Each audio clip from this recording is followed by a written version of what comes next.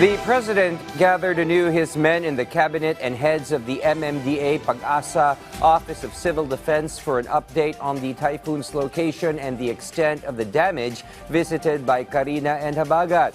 And more importantly, as our Kenneth Paciente reports, the president ordered a speedy deployment of relief and financial assistance and mobilization of government's assets and resources to help those struggling in flooded areas. President Ferdinand R. Marcos Jr. is on top of the country's situation following the widespread flooding caused by rains from the southwest monsoon and intensified by Typhoon Karina. Earlier, the president personally checked the status of some of the country's provinces, cities, and towns during a situation briefing at the Presidential Security Command Center headquarters. Government agencies presented their proposed actions in response to the disaster. The president instructed the government agencies to conduct a more detailed assessment of the country's situation to identify what assistance is needed and what areas should be prioritized. What we need to know now is what is the situation then. May tubig pa ba? Pwede ba natin ipasok?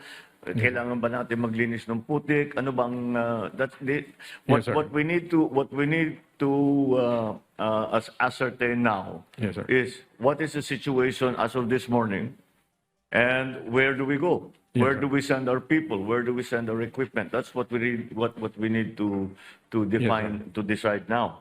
It's not only nandito tayo sa NCR, but it's not NCR only. It's Region 3, Calabarzon 4A. So kailangan natin tignan. Where are the? We have to make an assessment as to where are the areas that should be prioritized. The president also ordered greater focus on infrastructure like floodgates, pumping stations, and damaged bridges. What we need to know is not what's required, but can we use it or not? Yun na lang muna. Yun na lang muna. Kung magamit o hindi. Oh God, hindi. Ang lakas ng agos. Yes, sir. Kahit anong gawin mo dyan, tugboat at saka bars, hindi mo makontrol talaga. President Marcos Jr. also instructed the DENR to conduct an environmental assessment on the sinking of an oil tanker off the coast of Bataan carrying 1.4 million liters of oil to immediately contain the spill and avert a full-blown environmental disaster. Hopefully, we can catch it before landfall, but with the seas being so malaking alon malaking dagat ngayon The Coast Guard was reporting 3-4 meters high na alon.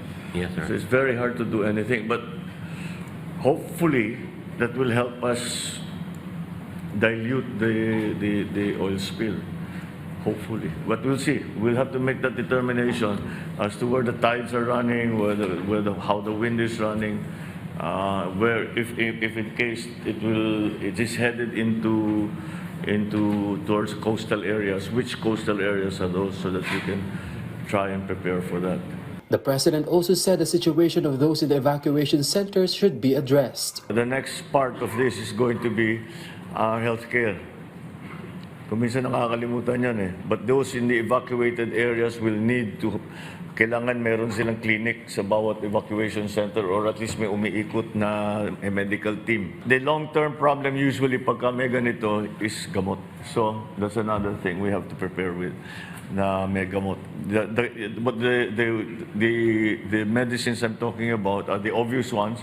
Pagka nalagnat, na ganun. But the other medicines are the maintenance medicines ng mga senior. Kasi nahiwalay sila dun sa kanilang supply. The chief executive also wants quick response action from concerned agencies, which the latter assured. As of 6 this morning, 6 areas in the country, including Metro Manila, have been declared under a state of calamity. We have to be very focused in the use of what we have. So that's what we need to determine. Where are the areas that still are in the rescue phase? Na hanggang ngayon nag-rescue pa tayo ng tao. Where are the areas that are now in the relief phase? That doesn't mean kuminsan sabayan. That doesn't mean that it's not mutually exclusive. You can be in rescue phase and relief phase at the same time.